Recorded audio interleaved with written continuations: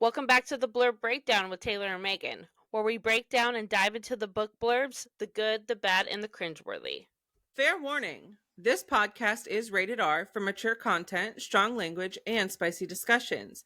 If you're not ready for swoon-worthy scenes, steam, and unfiltered bookish opinions, proceed with caution. Otherwise, grab a drink and join us. Tate finally accepts the bond, but she does want to wait before completing it, and Aether is like super excited. He does agree, but the beast inside of him goes crazy, and he has a hard time restraining himself. Hard. No pun intended. He's all for it, though. He's like, I'm just happy you want me. And I'm just happy to be here. Yeah. I did love how much his beast wanted her beast. Mm-hmm. Like, yes. I loved that because we don't get his point of view in beast form, really. And so this is true. To get that little tidbit, it just made me really happy. Yeah. Yeah, I completely agreed. It'll be interesting to probably get that point of view in book 3, considering that there was that one scene, I think when she first got there, where Tate saw 2 dragons, like, just going at it. Yes! Oh, in the sky. In the sky. Yeah, I remember. Yeah. That's funny. Yeah, so then I was going to go back where, so, Chance is still dealing with, he's going through more tests, being tortured. They just keep telling him it's, for the good of the Glen and to save the people. And at the very, very end of chapter 21, it just ends with Chancedale was no more. Yes. Yeah. I highlighted I forgot that too. About that. Like, what? Oh. Yeah, so at this point, like, we're earlier in the book, so I was like, okay, well, that's done. Yeah. Like he's gone. Like, we got Monster Chance. That was exactly my thought. That's not quite where we go. So No. I thought that was kind of interesting. Oh, man. This isn't the same chapter where... No, it's not. Sorry. I'm thinking of the chapter where he was, like, trying to take Holland without her consent. That pissed me off. Yeah, I was like, ooh. And I then think that's where I started, like, I don't feel bad for you anymore, dude. Mm-mm. Yeah. What was his name? Karen came in, and he's like, she said stop. Yup. Yeah. And then Shay was there, and I was like, they're gonna whoop his ass. Right. Yup. For sure. As He deserves they should. it. Yes. That was trying to be a power move on his part, and I was like, Yep.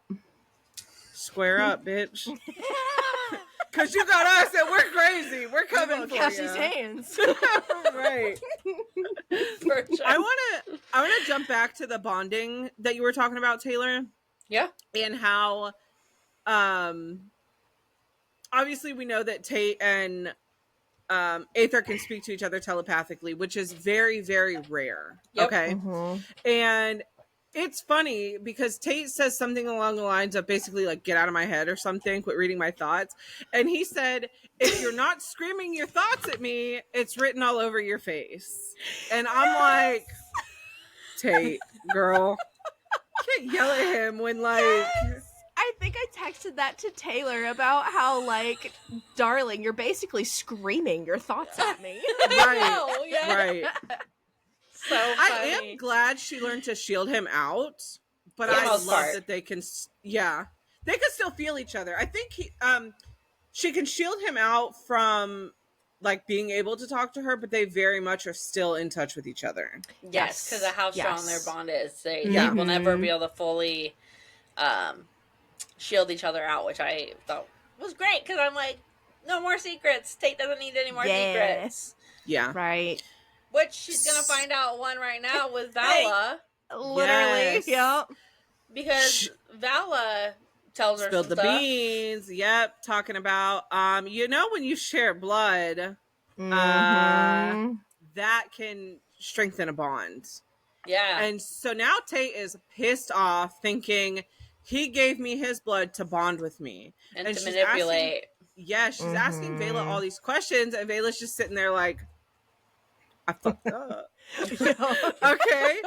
And then she tells Tate, your untished blood is awakening. The genes are realigning and preparing themselves to express the full potential of your magic for the first time, and you're susceptible to bonding more than ever. But she shuts him out. This is one of the points that she shuts him out because she's pissed at him. Like, why did you do this to me? You're sitting here telling me it's my choice, but it really wasn't. Right? Yeah. So she does question him later, and he tells her, our bond was already there. Yes, the blood strengthened it, but it was already there, and I already knew you were supposed to be mine. Yes. Right. Yes. I think that put her mind at ease. I don't think it did at first. No, like, she very much felt betrayed and manipulated, and she did not feel like it was secure that that's really what it was. Even though Vala also kind of said it does not create a bond, it just strengthens what's already there. But even then, I think at this point, Tate is just trying to take in all this information, and it is a lot. She's been betrayed and lied to so much that at that point she's just like, it doesn't even matter, like, the little bit you told me or not. Right. Yeah. I mean, she's discovered so many new things about herself, and this is only like 25% into book 2, where she's finding out about the blood like enhancing a bond. So she's probably just overwhelmed as fuck. Yeah. She doesn't even know what the bonding truly means at this point, and she's just like, what are you doing to me? Right? She's like, I'm just trying to exist, dude. Yeah, exactly. And when she drinks his blood, she, in her points of view, she does say how his blood tastes so much better than anybody else she's ever had. So is that like because of the bond? I think it is. Yeah, probably their that would magic make sense. Connection. Yeah, her magic feels his through the blood, and it tastes better, I guess. Yeah. So then when Tate comes out of the little portal she is with Vala, I mean, at this point, I love that they trained in there. Me too. Yeah. Aether basically, he could feel that she was pissed about something. So Vala saying, the blood. Tate's pissed. Tate's like, teach me to shields. Okay. So then Aether is angry when he gets home after sparring with James. He knows something's wrong with Tate. James pissed him off. And so he's drinking blood wine. And then Tate comes home. She's pissed off. And they're both just ready to fight. Like, they don't even want to talk. He's just like, fine, let's go through a portal and let's battle it out. And I mean, Tate pretty much he lets her just wail on him. Yeah, I was going to say, he just takes it. He messed up, okay? Yup. Yes. Yeah, and he's still keeping secrets from her at this point, because he still won't tell her about Ruby.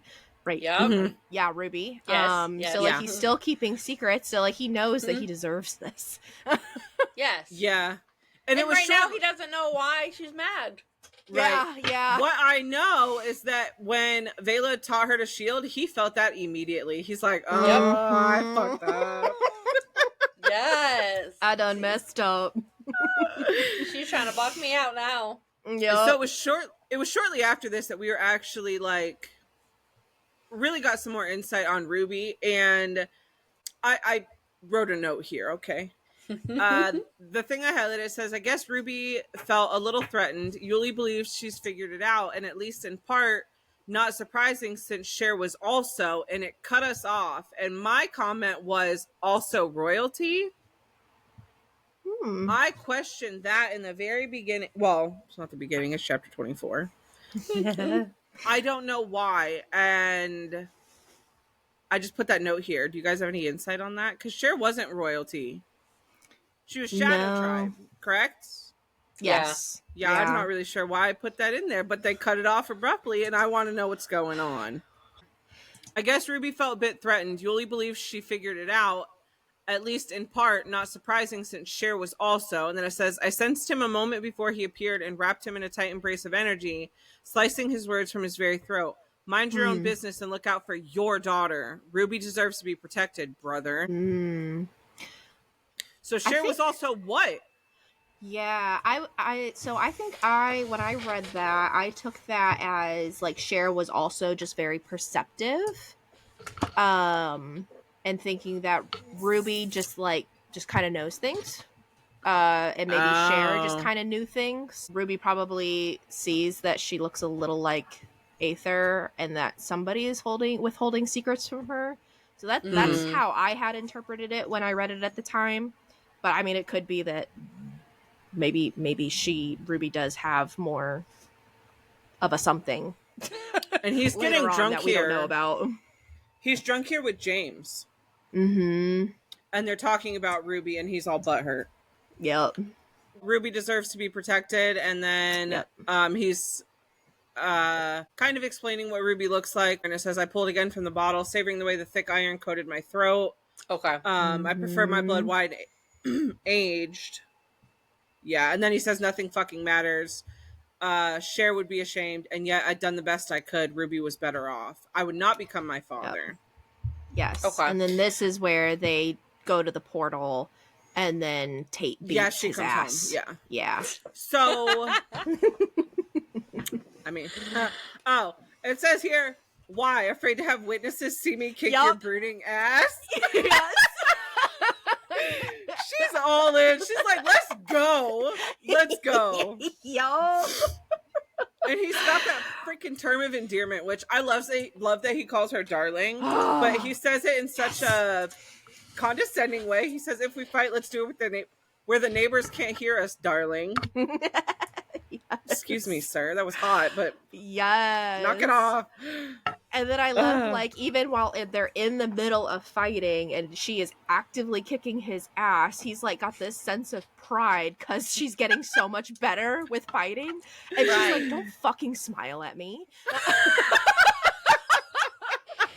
Yeah. I'm trying to beat your ass. Don't smile at me. Oh, my God. And we know she's getting the private training from with Camilla. Yeah.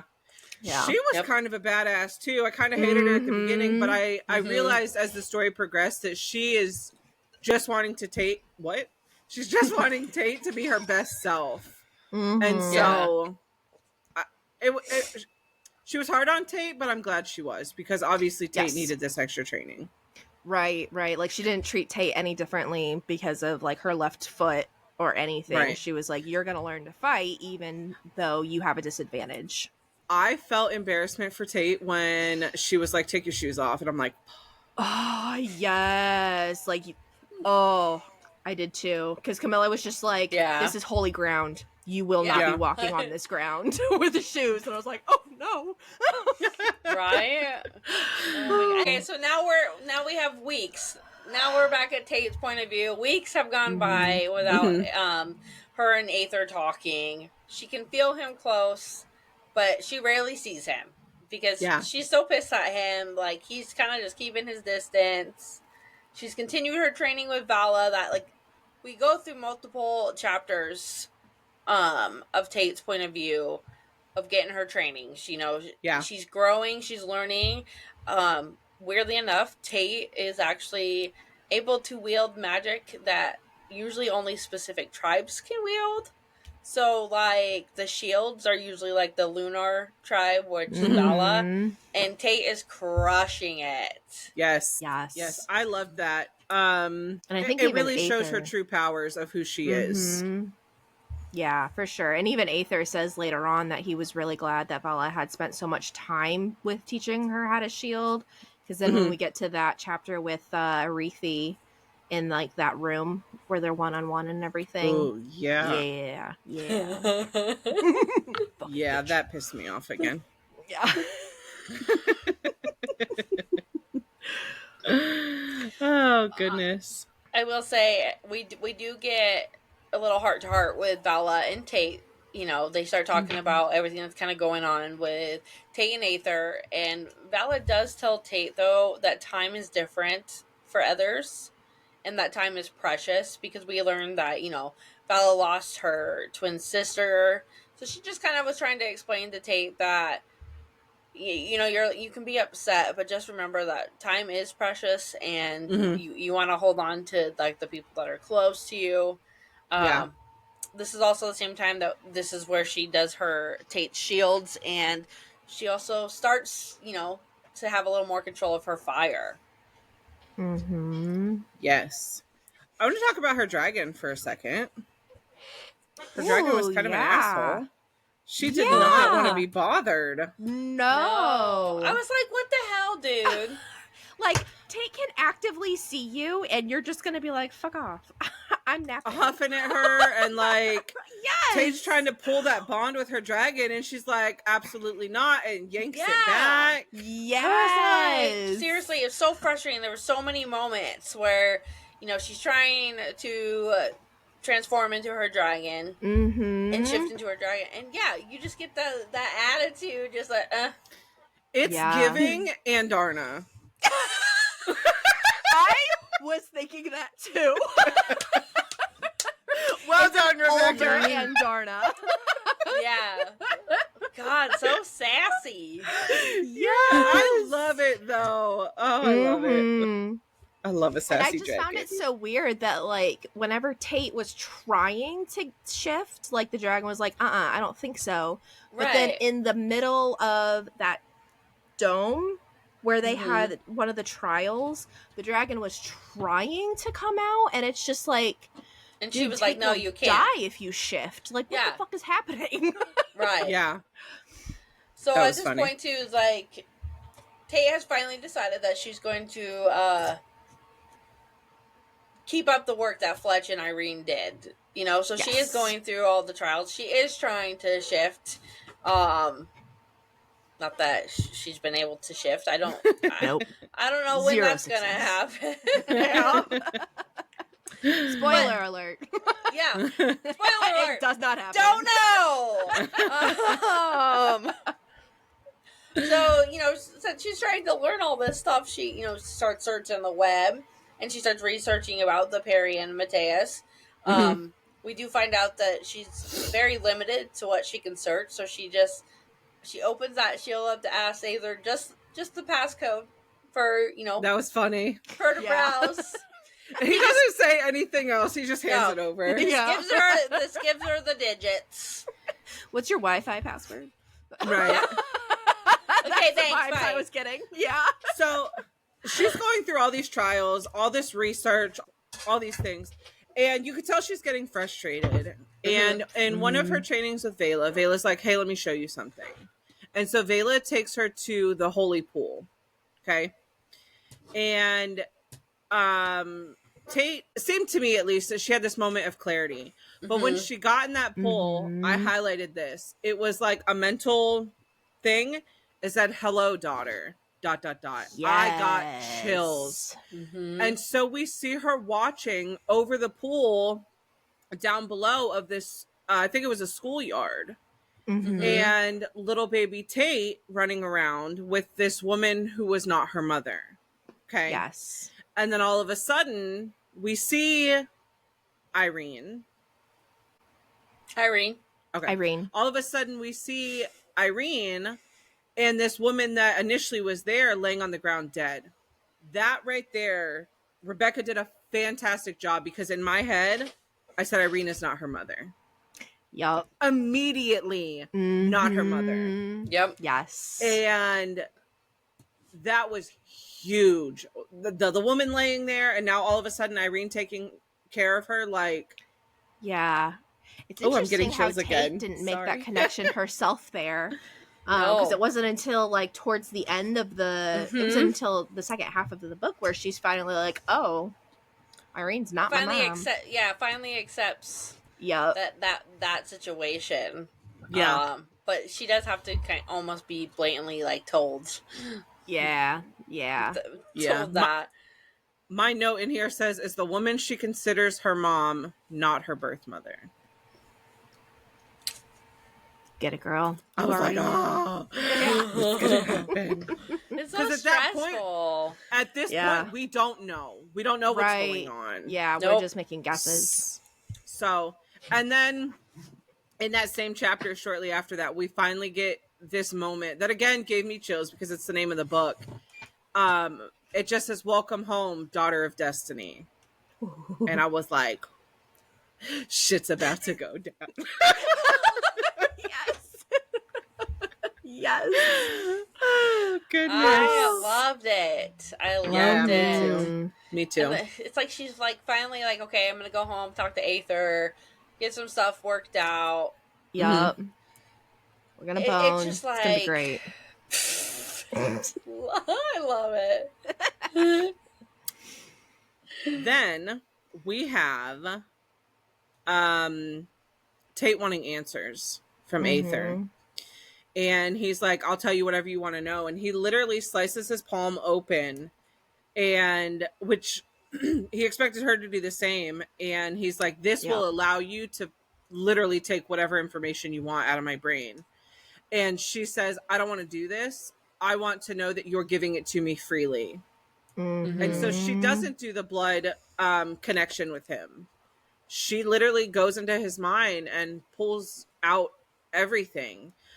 She sees his dad was abusive and was hurting her mom, and that he killed his own father, which I thought, we were just bitching about Chance and what he was doing to Holland. So, like, I'm all for Aether. Like, let's not, We don't see Ruby, though. She, like, combs over it. It wasn't a core memory, because I think he uses a specific word later on in the book that basically, like, it's just that she just wasn't searching for that answer. So, like, she sees, like, like, you're right, like, Cher's death, we do get that, we get the abusive father, and how, like, he literally burned his father from the inside out. Like, like, it's not just I just killed my father. It was more like he literally burned him. Yeah, I eviscerated that male.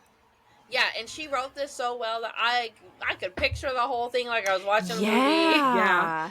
Yes, absolutely. You could feel like why Aether felt like he needed to do that. Like his like you said, dad was a very abusive, and he just said enough is enough. Right. And mom tried to like tell Aether like, oh, it's fine, and that made me so mad. Yes, I understand women of domestic abuse just want to keep the peace, and I'm like, nah, girl. Yeah. You better let him at him and let him do what he needs to do. But then even afterwards, we find out that his mother like essentially cut him off. And that I think she was shunned from the rest of the community or something like that. I can't remember exactly, but she like cut him off and like had nothing else to do with him after that. Yeah, I didn't like that either. He did not have a good growing up or young life at all. No. Yeah. And then we are about to complete the bonding until knock, knock, who shows up at the door? Oh my god. They got interrupted. Surprise I was quest! just like, oh. I was so mad. And Tate's like, just leave it. And he's like, they're not going to go away. They're just going to come in on their own accord. And then they just break in and it's like, damn it. Yeah. Because she was like, let's just keep going. Right. I love Tate. She teases him until they finally bond with those images she sends down their bond. And I'm like, girl, you're a savage. I'm like, okay, Rebecca. Okay. But Rebecca seems like such a quiet woman, and to see her write this, I'm like, damn, Rebecca, okay. Can we be friends? I'm going to save the one I'm thinking of for second half, but I was like, what? I was like, huh? I wasn't expecting that. Oh, that's funny. Tate says right before she accepts their bond, we jumped around a little bit, but whatever. I have this highlighted from when she finally tells him she wants to bond. Mm-hmm. She says, I miss him even when I was angry. Mhm. And I was like, okay. Yeah. Because that's so sweet. She said, I found his presence comforting on a soulful level and felt naked without him. Well, you want to know what, Tate? He's naked all the time. Okay. And that's how he wants you. Right. That was just a sweet moment that I highlighted. Yeah. I agree. It's so funny. Like, I love the cheesy, sweet moments in books, but I am a person that I will probably laugh and say that's very cheesy in real life. Yeah. But then it's Yes. like, but then I see some of like Megan's text messages that she gets from her hubby, and I'm like, oh, that's so cute. And I'd be like, what do you want?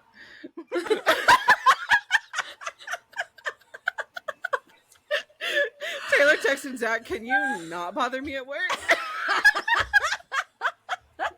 Is that not normal? Oh, God. No, it is. Yeah. Oh, that's man. funny.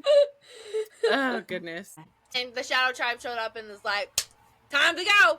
Mhm. We wait for no one. Pretty much. So we find out that this quest is literally there's a bunch of sparring rings, and it's gonna be with the other Shadow Tribe, and everybody, I'm sorry, is shit talking Tate. Calling her the cripple and Yes. Yeah. I was I'm like, like, where you did this pissed come Aether from? off. He was furious. He's like, that's my mate, you sons of bitches. Yes. So He then wanted when to her rip him name apart. gets right, and then her turn gets called, and she's against Sheila. Yeah. So the rule with this was 2 rounds. The first round, if you fail, you face somebody harder in the second Right. round. And if you win, you don't you basically Skip get a pass to on the the third, second yeah. one. Yeah. You get somebody else easier in the second round.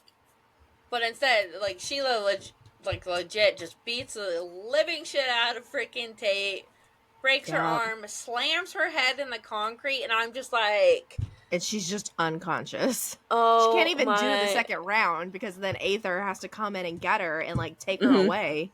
And that doesn't look good because right. nobody 'Cause else knows that they're bonded. Commander, Right. yeah. I'm like, seriously, people. Did we get revenge on Sheila? Did we like Not take her yet. out later in I the don't book? think. Okay. I don't remember. I don't think we did yet. I don't remember. I can't remember if it was maybe in the second quest that something happened, but I don't think they got revenge on her at this point. I hope it comes. Yeah. Not sure. Because then Aether takes her back to their house, and she's like completely unconscious. And then I highlighted just these 2 words, "Hey babe," as she's like waking up into back. his mind. Aw. Yeah, I was like, oh. He gave her, so the lunar, I think it was the lunar tribe, gave some sort of elixir, something, mixed with his blood is what healed her so quickly, correct? Mm-hmm. Yeah, but I will say he did, thanks to Vala, get permission. Yes. So she's still asleep, and Vala is basically talking to Aether and says like she needs to tell her about Ruby, because a lot of people do know about Ruby.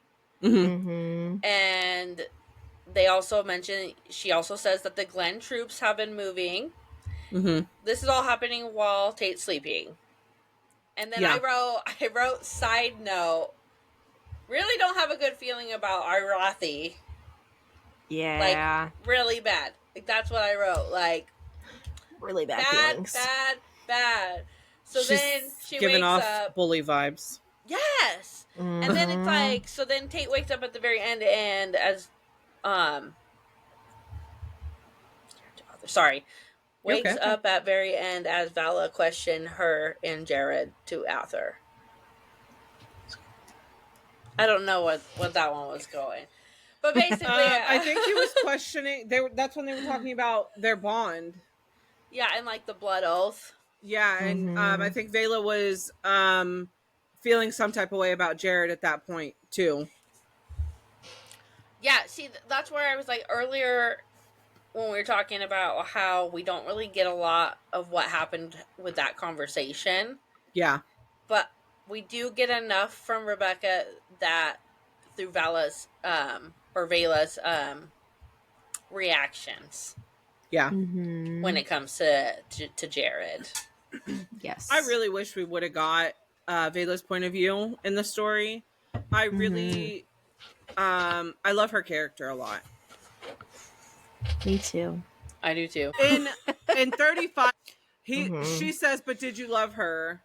And he says, "Not at first." So basically saying like I grew to love her, which we talked about how you don't have to have a love connection. He said, "But never in the way I feel about Tate." I jumped way ahead when I talked about that earlier, but that to me was such a pivotal moment of finding out really how strong their bond was. Yes. Okay. So now we're going through the portal. Yes. Yes. Yeah, and then so there's a cave with a door where they lay and hang out a bit. Do they bond though? Do they bond in this moment? Yeah, because they Did destroyed you say that bond or bed. Bone? Because I heard do they bone. I mean, they do both. I said both. But no, I remember they had destroyed the bed that was in that cave. Okay. And I think right. Aether had tried not to bone, but Tate was just like, no, take me. Oh, because that's right. He was trying to let her heal more. Yup. And she's like, I am not fragile. 38. Yep. Chance is still going through trials. We're still dealing with the doctor, and we're still dealing with his manipulation. He's struggling back and forth between siphoning, not siphoning. You know, the creatures are also changing, so we're learning about different creatures. And Shay tried to help Chance, but he ended up overpowering Shay, and this is where he actually siphons from Shay, which is that's a big one. Holland and Shay are his two, like, don't touch, I need to protect them, them. So him overpowering and siphoning from Shay was a lot for him. Yeah, he felt really bad about it. Right. Did you guys, like, find... So, I have a note here that says in chapter 34, I was just like, something seems off. And it was because Shay was forgiving Chance for something that had happened. And also, like, her and Karen seemed super tight. But I couldn't remember them being that close in the first book. And I think even Chance said something like that. Like, when did they become so close? And Karen was just like, oh, yeah, I was there with you guys, like, the whole time. And I was I thought the same thing. And so much so that they were so friendly that I'm like, are we, like, in an alternate universe all of a sudden? Yes, my note literally says it all feels like a fever dream. Yeah. Because they were so friendly, joking around like the world isn't falling apart around them. Yes. I was like, what is happening? Glad I wasn't the only one that was like, we're in the Twilight Zone here. Did you say chapter 34?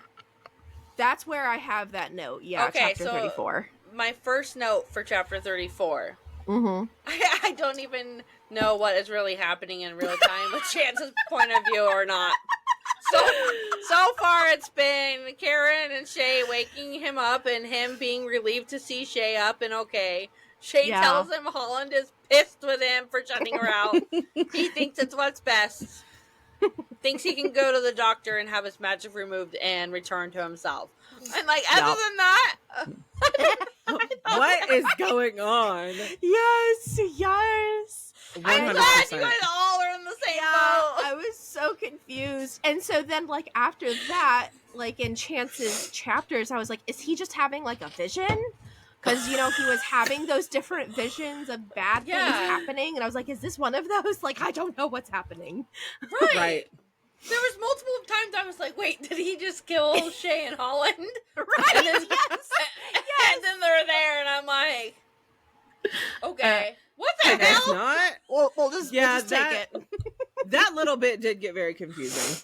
Mm-hmm. Yeah, just enough to like follow along. I will say, like, I want to say President Dale did touch a little bit on like what Chance was seeing that of like a possibility, but I was like, okay, that was a little. I was a little confused there.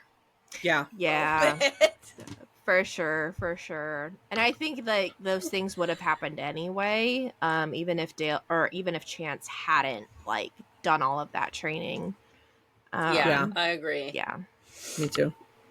But oh, okay. So I'll skip back. We'll fast forward to where we were with Tate and Aether. So we we went from Aether's point of view where they were getting started, and now we go to Tate's. And I wrote, I'm just gonna say, please don't suck on my toes personally, but if it's your thing, that's cool too. Yes. Oh, I was like, I don't do feet. I can't. Some people love it. And like, no. Even reading romance books where they're like doing something freaky, I can get behind it. This was something that I was like, let me scroll.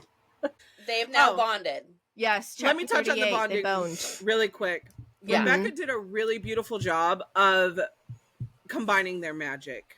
That was such a beautiful moment. Yeah. Yes. I loved it. I love it too. Like whenever Tate does her thing, it's all pink, but then there's like little black spots in there. Oh, I love that. And then I think when Aether does his, it's all black, but there's little pink spots in there. Yes. Like, beautiful. I love it. Yes. How you gonna hide that now? Right? Yeah, literally though. Everybody about to find out. Yes. So, we all know. Okay.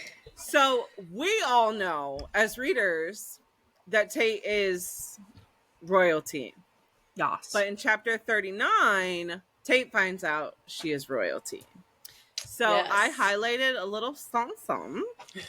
And it's I believe it's Aether talking to Tate.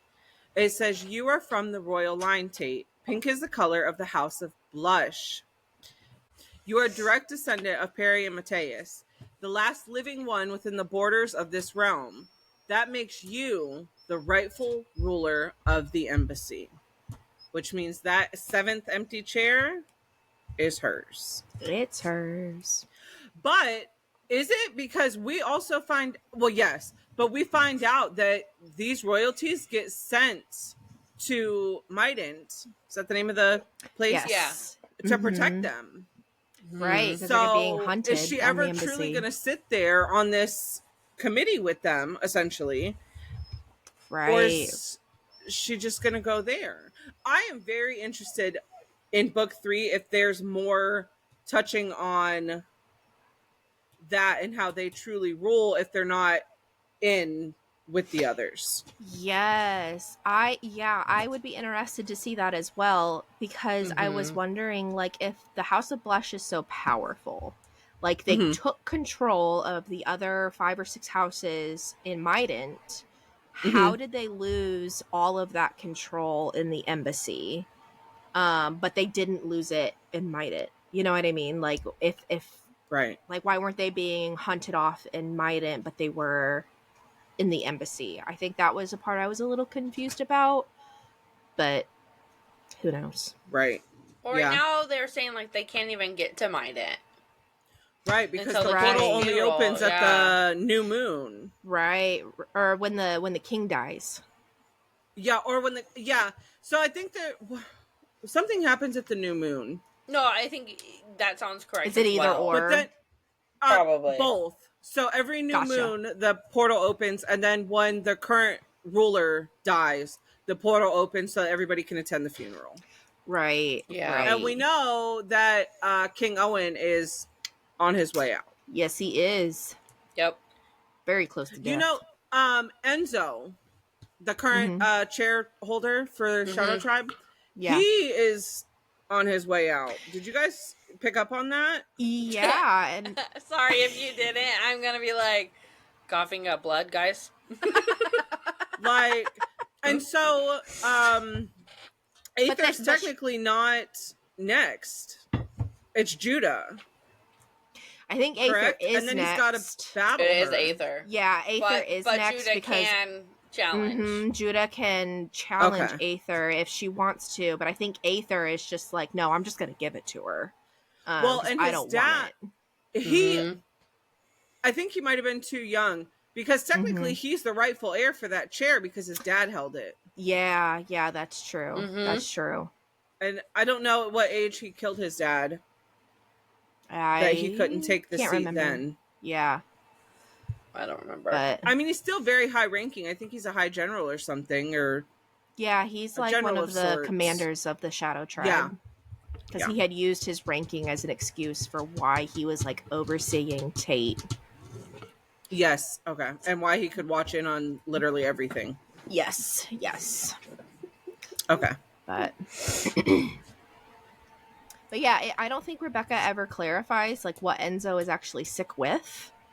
We just know that he's coughing up blood and he's going to be dying soon.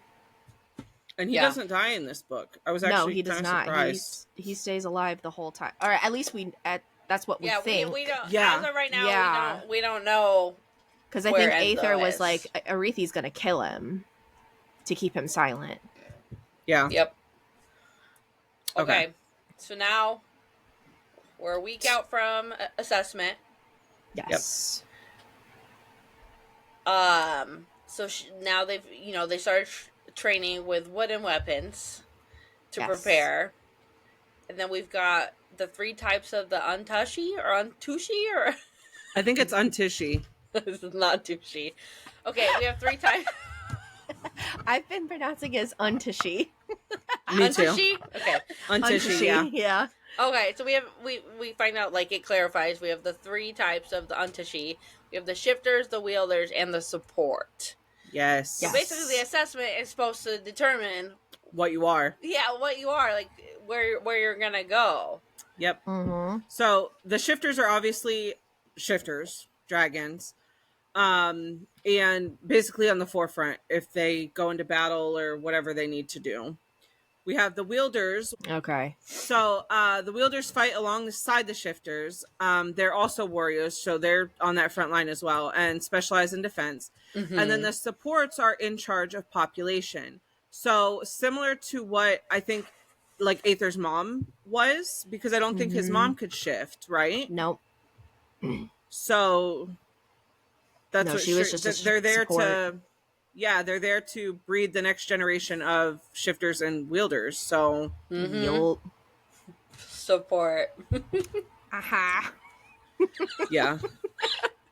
They're you both did that. I mean, they're like baby makers. Like that's all they're there for. Literally it. Yeah, they are breeders. I'll have your dinner on the table when you get home, honey. Like, yeah.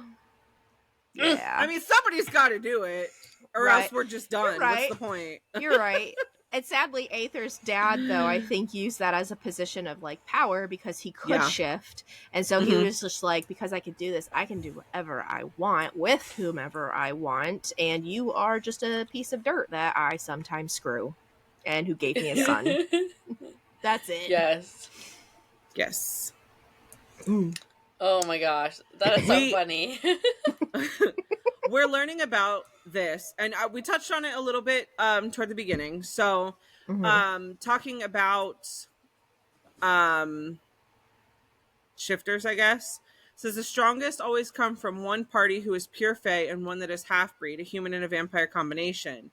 Next would be a human fae half-breed with a pure vampire, and lastly, a fae vampire half-breed with a human. So those are who produce the strongest shifter species. Yeah. I blacked out during all of that. Did you? I like, for some reason, when it comes to like different species and subspecies and everything, I'm just like, nope. And I just keep going. Like I can't retain it. So is this, let me go back. Is this just for shifters, or is it for whether you're a shifter, a wielder, or a support? This is what they were saying, like, this is what provides the best chance to breed shifters, which is why the royals put the stipulations on who they were allowed to breed with, because they wanted the royal to have shifters. And then eventually we learn about the story of, you know, the first heir versus the second heir, where the heir to the throne, they are required to still have the highest chance, where the second in line can use the smaller chance and actually mate with someone else. Right. Gotcha. And then, of course, so these combinations tell you in order, like, what's going to give you the strongest shifter, but it also depends on bloodline and its purity. So, obviously, if you're coming from this royal bloodline like Tate does, you have the better chance of creating the strongest shifter, whereas opposed to somebody like, I hate to say this, like Aether and Cher, maybe, creating Ruby, she's probably not going to be as strong as a child of Aether and Tate. So... Right. Yeah, it'll be interesting to see if Ruby ends up shifting, though. I know. I was gonna say, we don't actually know that. Yeah, she's too young. Yeah, I was like, she's 9, and so we're not quite sure. When do you find out? Like 15? Was it? I think so. It was, 15 or 16. Yeah, somewhere in the teens. Minus Tate, obviously. Who's what, 21 now? She shifted into a raven, I think. She was pretty young when she shifted into a raven, wasn't she? Yeah. I think she was about that age, 15 or 16, right? Okay, I thought she was younger. Because at 16 in the Glen, they draw your blood again to see if you have a shifting gene. And at that point, she didn't have it. She did. She had shifted, so yeah. Right. Well, and we find out that they hid. You find out later on that they do hide some of hers. So I know we mentioned earlier that she ends up finally deciding to ask Aether. This is during her written test, mind you. While she's cheating. Yes. Yeah, while she's cheating during it. Actively cheating, asking him to answer questions and help. She finally asks about Ruby. And she pressures and pressures until he finally ends up telling her, throws up a shield, and then the end, it says test over and everything's changed. And I'm like, I literally wrote, what the hell does that mean? Everything's changed. What do you mean? You're already bonded. Right, yeah. So I was just like, huh? What are you gonna do about it? Right, there's nothing Megan's like, what are you gonna do about it? Right, you're stuck with me now. Exactly. She had already accepted the bond. Like she can't take it back. Right. Wow. Okay. So I think that puts us at chapter 44, right? We are moving on. Yeah. Oh, yeah. Right before that, they talk about the 4 different types of bond: the basic bond, the moderate bond, yes, the strong bond, and then the mating bond, which we know that Tate and Aether are a mating bond. Yes. We love it. Chapter 44, I highlighted. It says, I set a shimmering pride down the bond and was met with an image of me fucking myself. I loved when she did this. This is great. Every time. Tate said, fuck you. Yup. I love her. I love Tate so much. Oh, I love it. It's hilarious. I seriously, embodiment of Tate. Just fuck you. Yes. Oh, that's funny. Oh. Okay. Come on. Chance's chapters were really hard for me.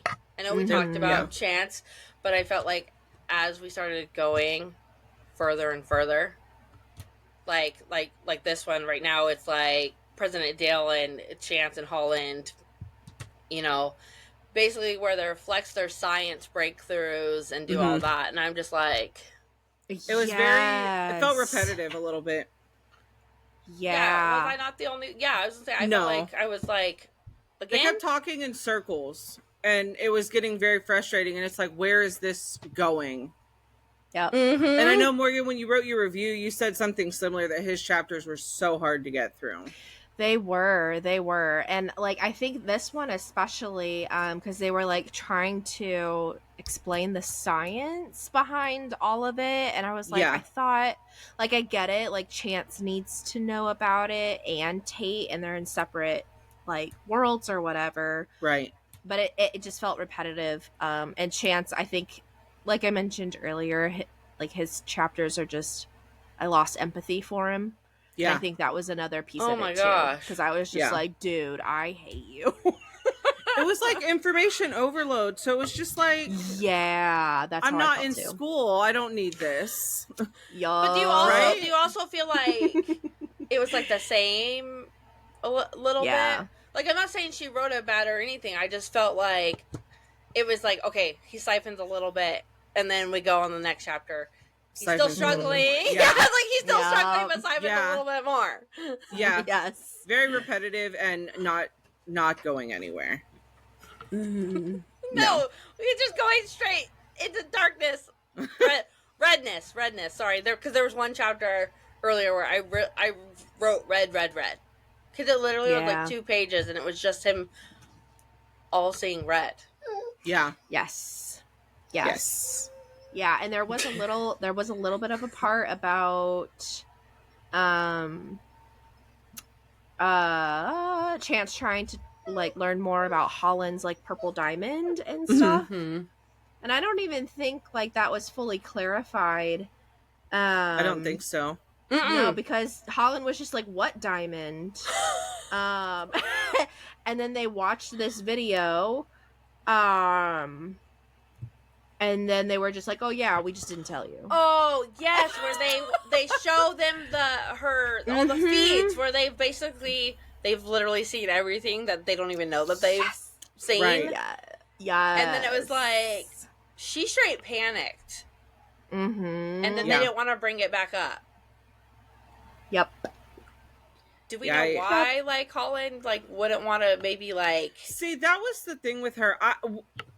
We didn't get enough information when it came to her. It was just like... That's where I think also in his points of view, I got very confused because I didn't understand what was happening. It was, oh, this is happening to Holland. Okay, why? And we never find out.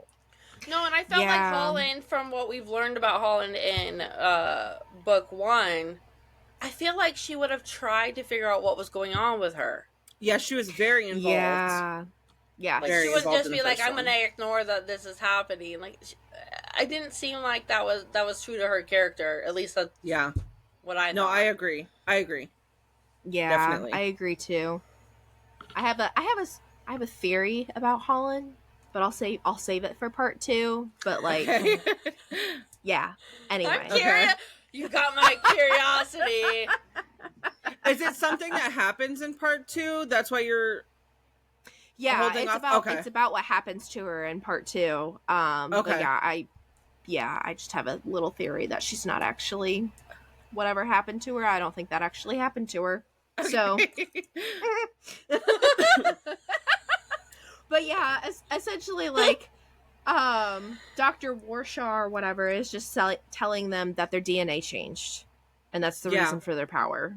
Yeah, like that was the whole chapter. Yes. Yeah, I highlighted, like, apparently that whole chapter, so. Yeah. Because I'm like, is this important? Like, what is going on, right? Okay, what chapter was it? 45. 45, yup. 45. It was, I don't understand. 45, I think, was the hardest chapter for me to go through, to get through, because it was information overload, in my opinion. But... Yes. Absolutely. I agree. And then I think, and then it leaves off with they call themselves the Entish. It's because, so like, chapter 46 is just, we got Tate where she duels Perseus and wins. Yes. That's right. Yeah. Yes. Kicks his little douche. We needed that. We needed somebody to knock him down a peg. Yes, literally. She struggled at the beginning though, and then ultimately ended up winning. But we really needed her to.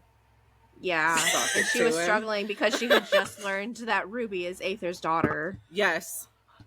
Yeah, all of that information, and she's just like going for it. And then, doesn't it? It was a tough battle for her, though. If I recall. Yeah, she did struggle, and then I don't know if he lost his footing or second guessed something, and that's when she went in and was able to ultimately win. That's why I was like, he made a mistake somewhere, and she was able to get. And I was like, I hate to say it, but I think if he wouldn't have, she would not have won that battle. Like, if he would have stayed at the top of his game, she would not have won. Yeah, because like they're not allowed to use their magic for this one, so because that's where her like big. Not that she's not like a warrior badass, but she hasn't. But that's what makes her powerful. Yes, She Mm-hmm. hasn't practiced all that throughout her life. A win's a win. Oh hell yeah! Yup. However you gotta do it, girl. Yeah. Yup. Listen. Absolutely. Whatever you need to. Okay. And then we do get Chance's point of view where he actually siphons Holland. I wrote, wow. Chance snaps and siphons Holland. And I'm like, no way. This has got to be one of the visions. Did this actually just happen? And then it was like, nope. It didn't happen. She's alive. Was this the moment where he's like, I'm so sorry, and like apologizing to her? This is where he doesn't actually siphon her. He imagined it, and I thought you just said it wasn't. Sorry. Right. Yeah. No, it was one of those ones that it was like. Oh yes, where it's he's like, dream? She's laying on the ground now. Yeah. Yup. Okay. Yeah, and then that's when President Dale is like, "Let's begin," and then he taps that cane that he always is. Tap, tap, tap in. Yeah. And what I want to know is if the man really needs it, because you're over here fighting Seethings and controlling Seethings, and what are you doing with a cane like you're some 80-year-old cripple? Yes. I think the power move with the tapping. I think so too. Yeah. Because Wiles pointed out in everything that's happening, it's the tapping when like he makes a decision like, let's begin. Taps of the cane. It's like a trigger. Like every chapter Jurassic that Dale World, is in. When they're training the raptors and the click. Yeah. Yes. Ooh, yeah. It took me a second. I was like, what are you talking about? But I remember now. Yes. Yeah. Maybe it's like a conditioning thing that like I tap my cane and now you're like triggered or whatever. Yeah. You know it's game time. Yeah, and what if that is something that Chance had gone through growing up with President Dale? So wonder if that's like a manipulation tool for him. Right, because we only get Chance's point of view, so that's when we're hearing it. We don't know if it's happening other times or only with Chance. Right. That's why I was like... he barely had any interaction with Dale in the first book because he was out doing his own thing. Right. So we have no idea what Dale did in his childhood. That's kind of creepy. This is Taylor's chapter. Taylor's really excited about this one. This is the Colosseum trial. Yeah. Yes. And this is where like Goblet of Fire. Yes. Okay. Yes. It really was. Yes. Yeah. The Seethings at the center. A maze. Yes. Like having this to was protect also other giving people. Powerless vibes. Yeah, Megan didn't read that. Megan, wow. I struggled to get through. What's the second one, Taylor? That's my club. You read Powerless though. Yeah, I read Powerless. What's the novella? Yeah.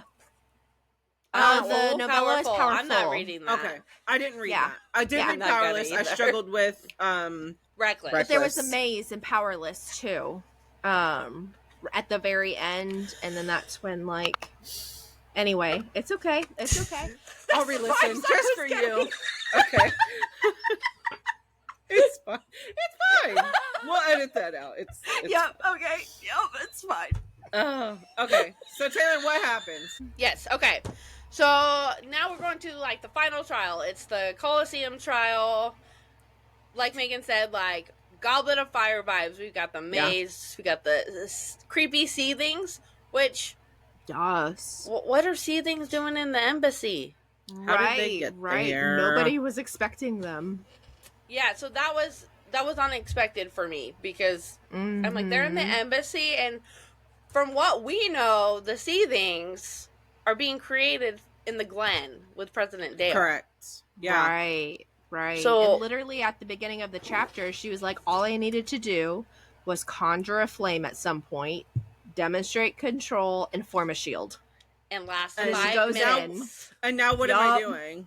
Exactly. And now I'm fighting for my life and trying to save like 4 other people. Yeah. So, and I don't know if you picked up on it. These seethings were the more advanced ones that walked on 2 feet.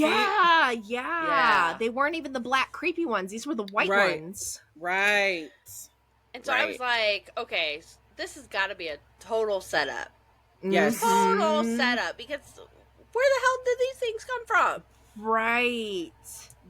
And then they had brought in Carly, who was not even a part of the same tribe. No, I think she was part of the Luna tribe or something like that. Yeah, or the Iron Tribe or something. Yeah, she wasn't. I don't remember. I don't remember either, but she wasn't even part of the same tribe, No, so she she was not wasn't part of supposed to Shadow be Tribe. there. But yeah, And Ariki Tate's was Beast is like trying to come out now. Let me out, and she's like, "Are you kidding me right now? We're not supposed to shift when in I'm the not dome. allowed." We literally watch what happens. We watch the kid literally shift, and then He's it got not nowhere go to hurt. I don't know if he didn't have anywhere to go or what. right. And then he's falling to his death, and Tate's like, "Oh crap!" Yeah, trying to save him. Now he's levitating somewhere. Right. Okay, so did anyone think when he's like levitating, like just a little bit above, are the seedlings not gonna go get him? Because they have wings. Well, and she was holding him just high enough, they were saying, and then she started focusing on the other gal. Yeah. The one she threw a shield around and she at the lost very beginning. concentration. Yeah. I didn't catch that. And then at the very end, wings. Very end where she learns about the white ones, she has to like give up her restraint on the other people to help them. Yeah. So she could use her magic. But then they don't ever tell us what happens. Right. They say that we hear the girl screaming, the one that was in the shield. And then I don't remember what they said about the dragon, the one that shifted. Yeah. I'm pretty sure they're all dead. I think there was something about medics coming in to the field to like grab everybody off. Yeah. But it doesn't, I don't remember it saying anything about like whether or not they were alive. Just, at the very end, Carly is like Majesty when she sees all of this shit happen. Oh, yeah. So, before that, hold on. Before that, yes, the seething is talking to Tate. Oh, yeah. And it says, talk. Yes. He said, "I was once like you, an Untishi who faced unspeakable things. Renew me, revive me, save me." So are these white seethings dragon shifters that have had their powers somehow manipulated to become seethings? Because when we were in the Glen at that very final battle in Fangs of Fate, they were all black. Right. These are white. Right. Yeah. Ooh. So I don't know what that means. What if the royals? What'd you say, Taylor? What'd you say? What if they're She said, what if they're royals? And I was like, okay, so I don't know where the hell these came from, how they got to the embassy. Right. Obviously someone's in on it. Okay, so all these warriors were killed before they went to Maiden. Are these the people that were killed? Were they reborn into seethings? Yes, because if you remember from Fangs of Fate, those warehouses were like all of those humans or whatever they are sitting in those warehouses, and then we learn that they are being turned into the black seethings. So what if these royals who are being hunted off, what if they are then being turned into these white seethings?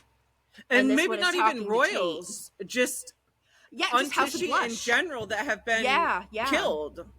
Right, yes. My thought is it's gonna be, this is my thought only because like the way Rebecca has played with the magic, it's gonna be based on the blood. Yes. Ooh, yes. Because we also learn, I don't think we're there yet, so just shut up, Taylor. We'll talk about that next week. Yeah, part 2. But then, yeah, Carly does. So, Tate saves her. She brings her back because Carly was what the challenge hell through was her that? abdomen. She was dead. My theory is her royal blood has the power to bring people back. Yes. Which would also play into the seethings with the blood, like you were talking about, of them coming back. Because we know that they used to be people. Right. We know that they used to be people. And they were hunted and killed off in the embassy. Correct? Yes. Or am I remembering wrong? It was the royals who were hunted. Yeah, they were hunted away. And then they were sent to Mident to be protected. Yes. After they fled. Okay. Mm-hmm. And then it makes sense because, like we said in Fangs of Fate, they were testing and it was based off the blood. Like if the people could handle it. We did watch a scene of whether the person was going to turn or if the seedlings were going to go for their controllers. So that, I'm like, that makes a good point. So now that you said that, I'm curious if she's going to be able to save some more people. This is why I love talking to you guys, because like had we not have been having conversation, I would not have thought of that. I wouldn't have thought of any of this. So that makes me curious, because not that this is like a spoiler, but we don't find out what they are in this book. Right, we don't. We do not. We just know that they turn up at the last battle scene, and that's kind of it. Right. We learned their names. Yes. What they're called. Like what they're called. Other than that, we don't know how they're created. Anything. Why they're white, where they came from. Right. Yeah. Oh. I love that. Okay. Checkmate, Rebecca. Yes. She's got us in her chokehold right now. When does book 3 come out? I don't know if she's announced it yet, but I might need a message. I don't think she has. Rebecca, we need a release date. Yes, Can we beta read for you, please? Chapter by chapter, just as you're done, send them. This is where we insert the clip from the originals of Klaus saying, Rebecca! Oh, yes! Yes! I got you! Yes! Yes! Oh, God. Okay. Oh, gosh. Okay, so to end this, we have Tate uses all her power, basically wills Carly back to life. She's like, live, and Aether puts his dark shadows and covers the dome so no one can see what happens. Yeah, nobody knows who she is, still. And reveals the fact that obviously now everyone knows that he's covering or shielding the whole dome. Which pissed Aretha off again. Yes, so she's mad. She's staring at him while he's doing this. She's she's like, I got my eyes on you. Exactly what you're doing. And she was like, I think she was testing him too, even though he has been loyal. Yes, yeah. I think so too. I think so too. I mean, she was testing Tate in book 1 with the locket.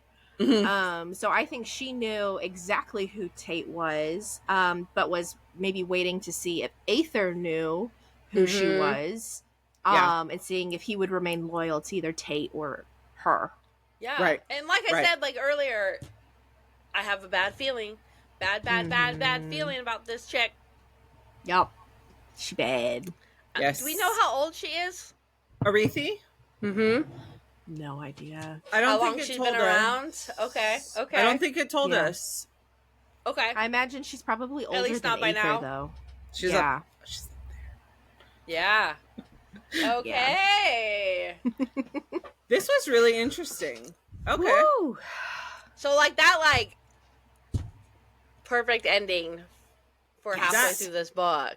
Yes. Because now the rest of the book, it's like a totally different plot line now. It is. It's no longer about Tate getting her powers. It's about like what's going to happen now that somebody has witnessed Yeah, out in the what open Tate now. is. Right. Mhm. And Carly knows what she is.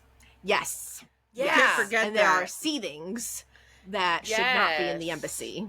Oh, Right, man. so that's another thing. It's like all these people are like, where did these What seedlings come happened? from? Right. Yeah. And why are people from other tribes in this thing when they shouldn't be? Yeah. Yeah. Ooh, I guess you're gonna have to find out episode 3. Thank you, Morgan, for coming on today. We had a good time. Yeah. So, Yes, we had a had lot so of much fun. Yes. So For much the rest fun. of you. Thank you for having me. Yes, absolutely. For the rest of you, make sure you turn in next week to the Blur Breakdown. Thank you. Bye.